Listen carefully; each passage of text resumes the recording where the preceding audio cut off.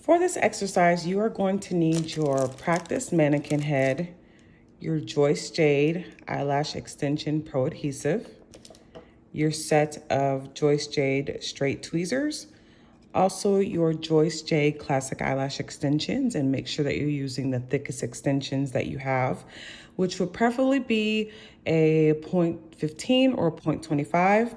You also want to have your micropore tape and then your practice lashes. The first thing that I want you to do is to go ahead and open up your practice mannequin head.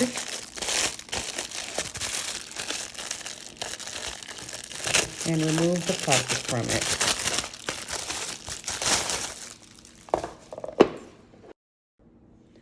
Once you have removed your mannequin from your plastic, I want you to take your micropore tape and you are going to place 2 strips in the center of her open eye. We are placing it on here so that when we place our strips on there, that they lay in a position where you're going to be able to comfortably lash your mannequin. So again, on both sides, place it right over that open eye, in the center of the open eye. Once you're done with that, you're going to take your strips and remove them from the tray. I always bend it just a tad bit. Get that strip out of there. And you want to place it right above the tape onto the plastic, making sure that it's not touching the tape. These strip lashes have a sticky back to it. And if it's on the tape, then it's not going to stick the way that it should. So if you can see that sticky tape to it, place it right above that open eye and make sure that it's laying flat. Not flat, but make sure that it's laying smoothly. Right above that tape. So to create a lash map, we are going to do the doll eye and also the cat eye style. The doll eye is where the center of the extensions are going to be the longest and it tapers off to a shorter extension on the side. And then the cat eye is where the longest extensions are going to go on the outer corner and the shortest extensions are going to go on the inner corner. So to achieve this, I like to divide my lashes into 3 sections. So for the cat eye, which is what we're going to start with, I'm going to draw 2 lines to make 3 sections. On the inner corner, I'm going to write 12 because we're going to use the extensions 12 in a size 12, 13, and 14. So for the cat eye style, on the inner corner, I wrote 12. In the center, I wrote 13. And on the outer corner, I wrote 14 because those are the extensions that we're going to use for this exercise. And now for the doll eye, I'm going to create 5 sections using 4 lines. I always kind of pinpoint my midsection first, and I'm going to write 14 there. And then the other 2 sections on the sides, I'm going to divide that into half. And then I'm going to write 13, 12, and then 13, 12 in order to create that doll eye appearance.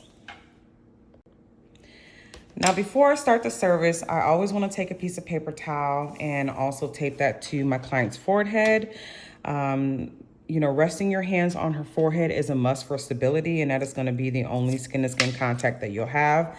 So on top of being new technicians, you may drop lashes periodically on her forehead, or maybe your client may have sweaty skin or oily skin, and you know, you just don't want to have that skin-to-skin contact. So go ahead and put a piece of paper towel over your client's forehead. So once we're done with that, we're going to prepare our lashes to get set up. So first things first, because we are using 12, 13, and 14, we are going to grab 12, 13, and 14 from our tray, making sure that you lift it up by the number, and then you're gonna place it on the back of your non-dominant hand. Make sure that it's close to the knuckles, and make sure that the tips are facing outward. So I'm gonna grab 13 and 14 and place it right behind as well.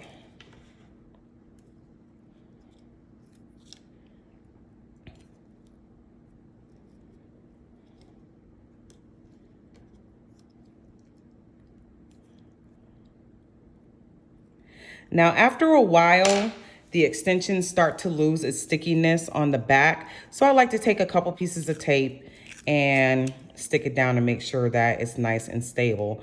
That way, when I pull my extensions, it's not going to make the tape lift. Once I'm done with that, then I'm gonna take my adhesive and shake it up for about 30 seconds. You always wanna make sure that you shake it to ensure that all the chemicals are combined. This is really important, and it can affect whether or not those lashes actually stick. So make sure that you shake it up for 30 seconds in between each and every last one of your clients. And then you're gonna place your glue ring on your finger. If your fingers are a little chunky like mine, I like to stretch out the glue ring and make sure that it's lifting up. So because you're gonna be resting your hands just like this, you wanna make sure that the glue ring is not tilted to the side. You actually wanna be able to look inside that glue well, so make sure that it's lifted up. And then you're gonna use 1 drop of glue in your glue well.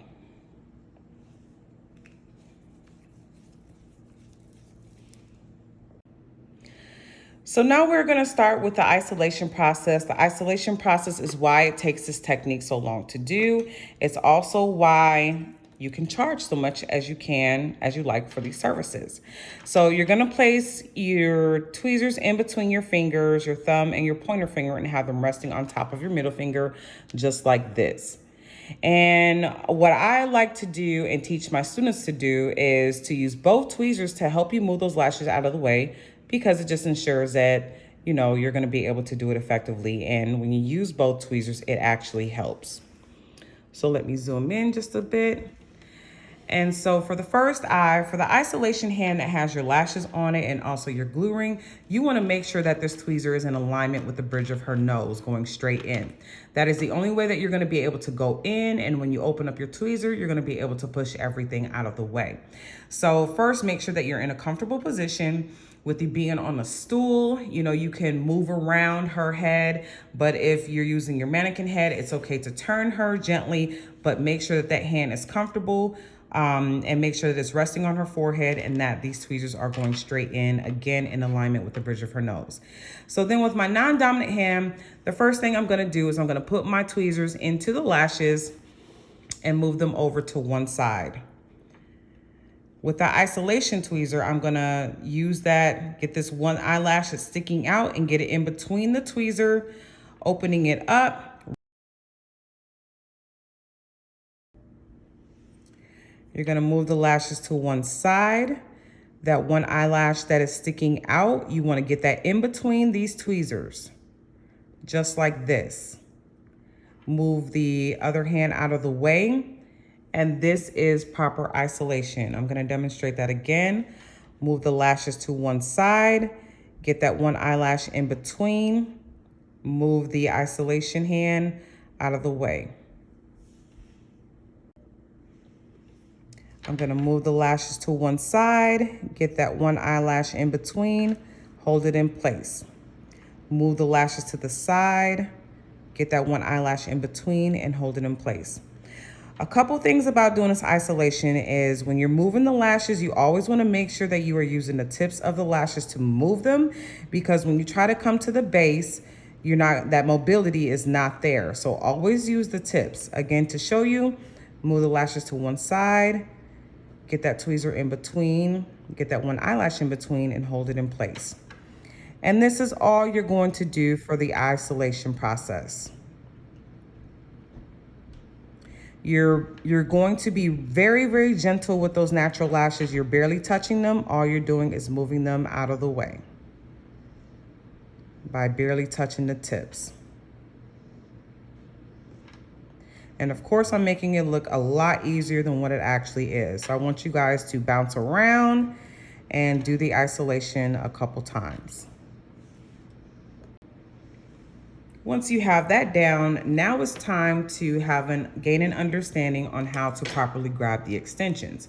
So what I always do is I fan out my lashes just a tad bit, and then I'm gonna grab that lash by the tip and pull directly to the side.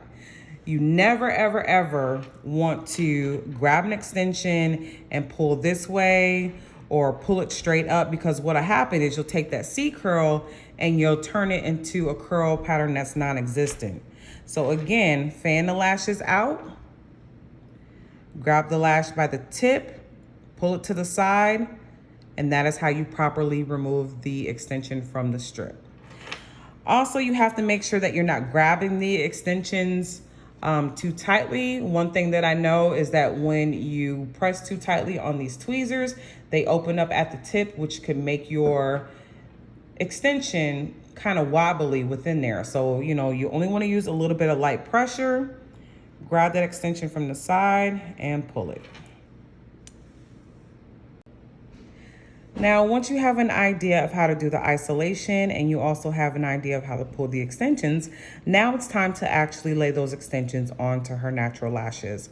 The way I teach my students to get that done is to create a bridge by placing an extension there, and there, and then bounce around. Place an extension right there, place an extension right there, and then just kind of bounce around. The reason why you want to do that is because you want to give those extensions a second to dry before moving them right next to each other. So we're gonna go ahead and create that bridge. So I'm gonna start to create my bridge, and I'm gonna start by isolating. I'm gonna move the lashes to one side, get that one lash in between and hold it in place. I'm gonna grab my 12 extension from the tip and pull it to the side, dip it in the glue, and you only need a teeny tiny bit of glue. And then I'm gonna take that extension and gently set it on top and let it go. Now, as you can see, that extension was leaning just a tad bit, so then I took it upon myself to just use the tips of the lashes to make sure that it's sitting up straight. So now I'm gonna move over just a tad bit, isolate, grab my extension, make sure that you grab one, dip it in the glue, set it on top, making sure that that extension is not touching the lash line, and set it up straight. 13 section. So I'm gonna grab a 13 extension, dip it in the glue, set it on top, and let it go.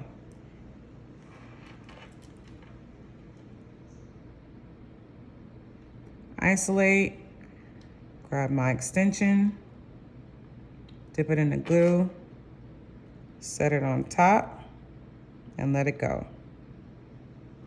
Now, if it's leaning, this may happen sometimes. Use the tip of your tweezers to set that extension up. Now I'm in the 14 section, hold it in place, grab my 14, dip it in the glue, set it on top, and let it go. And there I have my bridge. Now from here, once you have your bridge, you're just gonna bounce around and go ahead and continue to do your full set. Well, not your full set, but this one eye, just bouncing around and getting those extensions all over.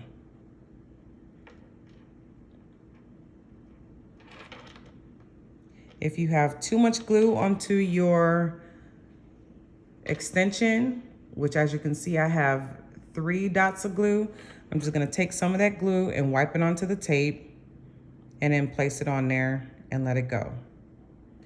And the whole key to doing a good set of eyelash extensions is to make sure that the extensions are sitting up correctly, to make sure that they're not stuck together, and also to make sure that you put the extension in the correct position.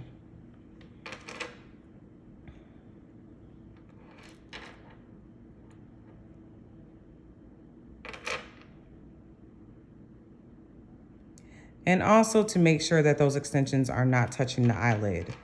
That's really, really important because that can cause your client pain. And that's really the most important thing, is to make sure that it's not touching the skin.